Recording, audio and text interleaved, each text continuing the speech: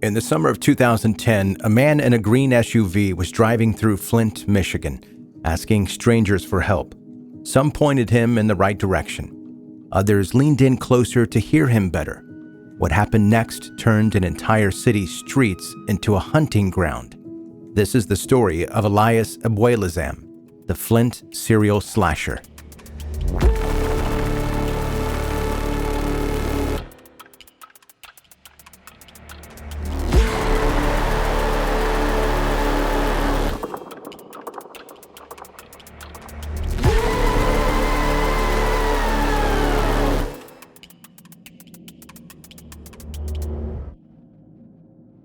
There's something that happens in struggling cities. People help each other. When someone's car breaks down, when someone needs directions, you stop. You ask if they're okay. Community survival runs on that kind of trust. Flint, Michigan in 2010 was exactly that kind of place. The auto industry had gutted the city. Unemployment was crushing. A lot of people were walking because they couldn't afford cars. Late shifts, job hunting, trying to get from one place to another in a city where the street lights didn't always work.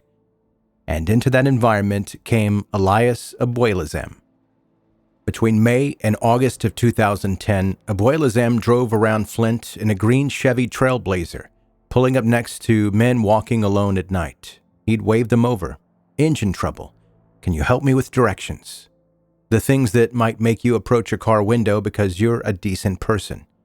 When those men got close enough, Abuelazam stabbed them and then drove away. 18 attacks total across 3 states. 14 happened in the Flint area. 5 men died. The rest survived with scars that go deeper than skin. Elias Abuelazam wasn't some drifter living out of his car. He was born in Ramla, Israel, in 1976 to a wealthy Arab Christian family. He had a U.S. green card. He'd been married. He held down jobs. When he came to Flint in late May 2010, he was living in a house on Maryland Avenue owned by his uncle and working at a convenience store. It was called Kingwater Market. His co-workers described him as friendly and polite. Customers knew him as Eli, the helpful guy behind the counter. There were warning signs buried in his past. In 1997, Abuelazam tried to kill himself by stabbing himself in the neck. In 2009, an Israeli psychologist diagnosed him as psychotic. That same year, while visiting family in Israel, he allegedly stabbed a friend in the face with a screwdriver. The victim refused to press charges. Then there's Jamie Lane. Lane was a 44-year-old landscaper in Leesburg, Virginia. His daughter called him the mayor of Leesburg because he drove around in his bright red pickup truck helping people and knew everybody's kids. In March 2009, Lane was found stabbed to death in his home. At the time of the murder, Elias Abuelazam lived directly across the sidewalk from Jamie Lane. It took until 2017 for the truth to finally come out. Under an immunity deal that protected him from Virginia's death penalty, Abuelazam confessed to killing Lane. By the time he showed up in Flint, Michigan in 2010, he'd already murdered at least one person. The attacks in Flint started on May 24, 2010. David Motley, 31 years old, was found stabbed to death around 6 a.m. on Leith Street. The pattern was always the same. Big guy in a green SUV, asks for help, stabs the person, drives away. Emmanuel Dent was killed on June 21st. Bill Fisher survived an attack on June 26th. Richard Booker was stabbed on July 19th and lived. Then came late July, when everything intensified. Darwin Marshall was stabbed on July 26th on Garland Street. A woman named Shamari Williams witnessed the aftermath. She saw the green SUV, saw Darwin collapsed on the ground.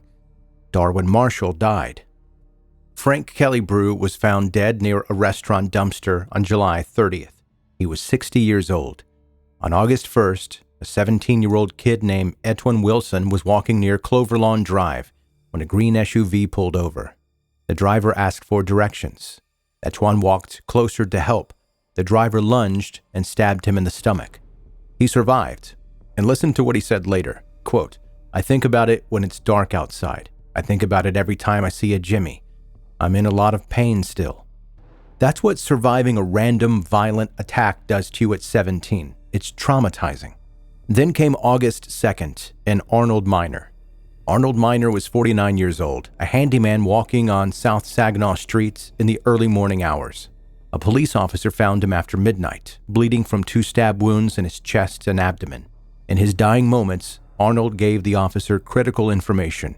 His attacker was a white man. Abuelazam was Israeli Arab with light skin. That description helped investigators narrow their focus. Arnold Minor died. His mother carried his ashes to every candlelight vigil, every court hearing. Arnold's murder became the case that put Abuelazam away for life. When police eventually searched his SUV and luggage, they found Arnold Minor's blood on the steering wheel, on the pants and shoes Abuelazam had packed for his escape. After Arnold Minor's murder, Abuelazam left Michigan. He went back to Leesburg, Virginia. Over 4 days in early August, 3 more people were attacked. August 3rd, a teenager jogging at night. August 5th, a 67-year-old man stabbed at 6 a.m. August 6th, a man attacked with a hammer instead of a knife. Then Abuelazam headed to Toledo, Ohio. On August 7th, a church janitor named Tony Leno was taking a smoke break outside when a green and tan Chevy TrailBlazer pulled up. The driver asked for directions. As Tony turned to point out the route, the driver stabbed him twice in the abdomen and drove off. Tony survived. The attack location was less than a mile from Interstate 75, the direct highway between Flint, Toledo, and Virginia. Abuelazam was using the interstate as his corridor. By early August, law enforcement couldn't ignore the pattern.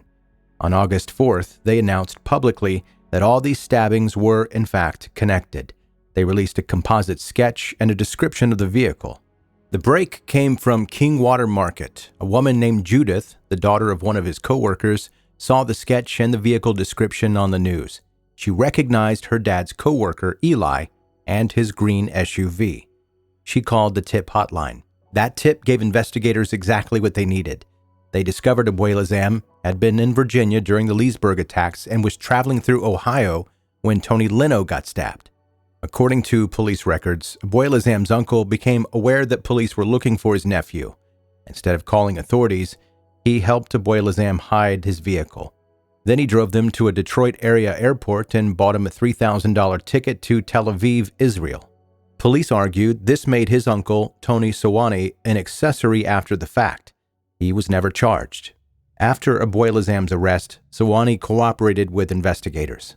On August 10, 2010, Elias Abuelazam was at Hartsfield-Jackson Atlanta International Airport on a layover, waiting to board his flight to Tel Aviv.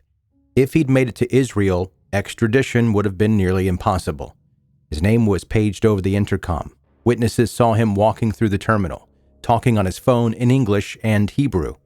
Airport police intercepted him moments before he could board. At 6 foot 5 inches, 280 pounds, the man who had terrorized an entire city surrendered without a fight. Back in Flint, Michigan, the police command post erupted in cheers.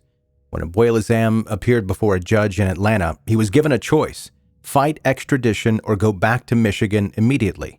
He told the judge, quote, "It sounds more logical to go now rather than wait 3 months. Is that correct?"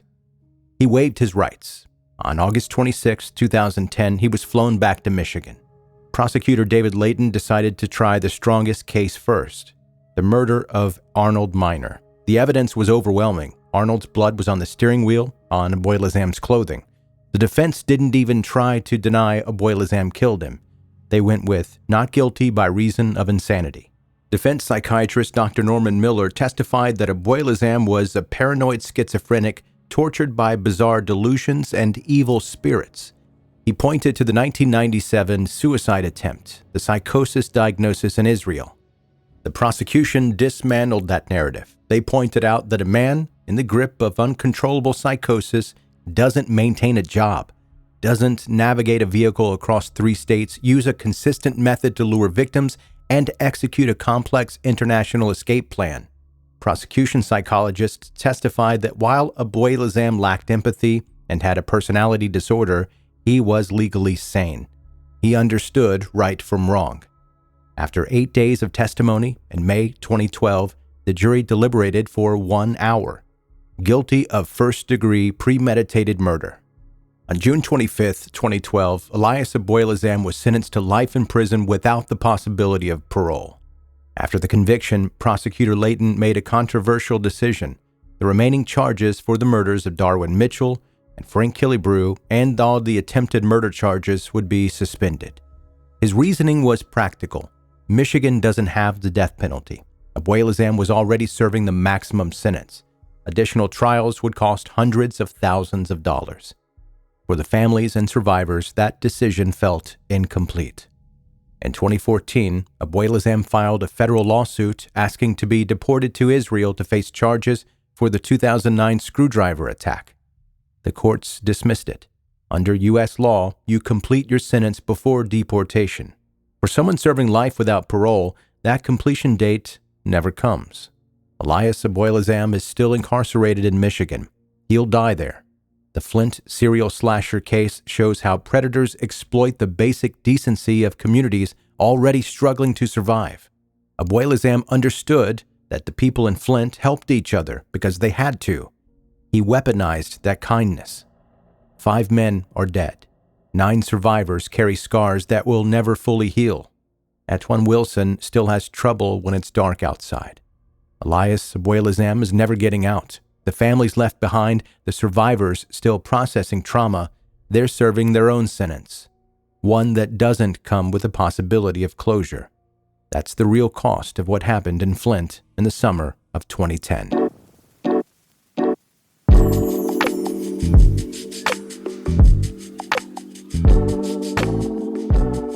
Thanks for listening to 10 Minute Murder, bingeable true crime stories. I'm Joe, I'm the host, and let's get to an email. This one is subject episode length.